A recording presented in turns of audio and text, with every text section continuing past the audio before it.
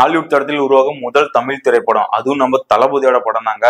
என்ன படம்னு கேக்குறீங்களா? வாங்க வீடியோக்குள்ள போய் பார்க்கலாம்.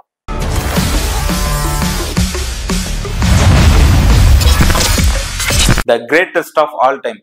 கோட் படத்துல நம்ம தளபதி டபுள் ஆக்ட் பண்றாருன்னு எல்லாருக்குமே தெரிஞ்சதுதான். அதுல ஒரு அப்பா மகன் கேரக்டர் நடிச்சிட்டு இருக்காரு. அதுல ஒரு விஜய் எங்கா காட்டணும்னு சொல்லி டிஏஜிங் டெக்னாலஜியை யூஸ் பண்ணியிருக்காங்க. அதுக்காக நம்ம படக்குள்ள என்ன பண்ணிருக்காங்கன்னா, ஷூட்டிங் ஸ்டார்ட் பண்றதுக்கு முன்னாடியே தளபதி அண்ட் வெங்கட் பிரபு, அர்ஜுனா கல்பாதி இவங்க எல்லாம் சேர்ந்து லாஸ் ஏஞ்சல்ஸ் போயிருக்காங்க. அங்க போய் தளபதி ஃபுல் பாடியை ஸ்கேன் பண்ணி டிஏஜிங் டெக்னாலஜி யூஸ் பண்ணி ஹெங்கான ஒரு விஜயை கொண்டு வரதுக்காக முயற்சி எல்லாம் நடந்துச்சு. இப்போ ஷூட்டிங்கும் முக்காவாசி முடிஞ்சிருச்சு, 90% முடிஞ்ச நிலையில இப்போ மறுபடியும் நம்ம தளபதி, வெங்கட் பிரபு, அர்ச்சனா கல்பதி எல்லாரும் லாஸ் ஏஞ்சல்ஸ் போயிருக்காங்க. எதுக்காகன்னு பாத்தீங்கன்னா, மறுபடியும் டிஏஜிங் டெக்னாலஜி யூஸ் பண்ணி ஒரு ஃபுல் பாடி ஸ்கேன் பண்றதுக்காக தான் போயிருக்காங்க. இப்போ அங்க பாத்தீங்கன்னா அந்த ஸ்கேன் பண்ண ஃபுட்டேஜ் எல்லாம் வச்சு வீடியோவா உருவாக்கிட்டு இருக்காங்களாம்.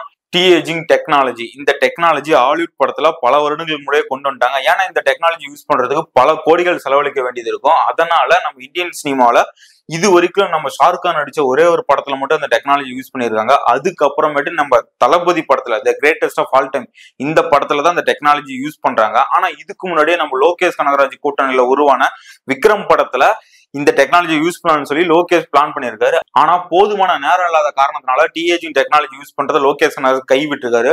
சோ அதனால தமிழ் சினிமாவில முதல் முறையாக டிஏஜிங் டெக்னாலஜில உருவாகிற ஒரு படமா கோட் படம் கருதப்படுதுங்க.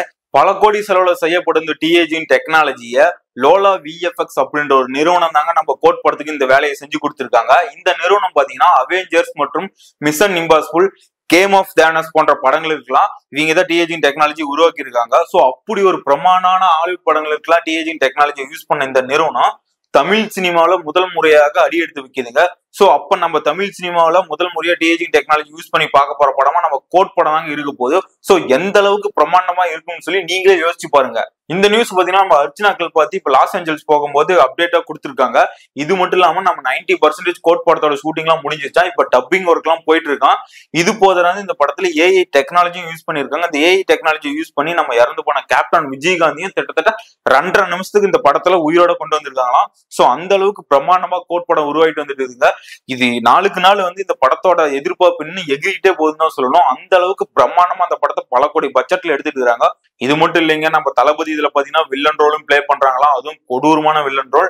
நம்ம வெங்கட் பிரபு இன்னும் என்னென்ன சஸ்பென்ஸ் எல்லாம் வச்சிருக்காருன்னு தெரியல. இது வரைக்கும் இந்த படத்துல பாத்தீங்கன்னா 4 பேர் கேமியோ ரோல் பண்ணிருக்காங்களாம். அது யாருன்னு நியூஸ் வெளியே வரல. ஆனா அந்த படத்துல கண்டிப்பா எக்கச்சக்கமான சஸ்பென்ஸ் இருக்கும் போது எக்கச்சக்கமான எதிர்பார்ப்பு இந்த படத்துக்கு இருந்துட்டு இருக்குதுங்க. சோ படம் வந்தாதான் தெரிய போகுது எந்த அளவுக்கு இந்த படம் மெகா பிளாக் பஸ்டர் ஆக போகுதுன்னு சொல்லி. சோ அதுக்காக தான் கைஸ் இந்த வீடியோ நினைச்சோம், போட்டாச்சு. நம்ம சேனலை மறக்காம எல்லாரும் சப்ஸ்கிரைப் பண்ணுங்க, லைக் பண்ணுங்க, ஷேர் பண்ணுங்க.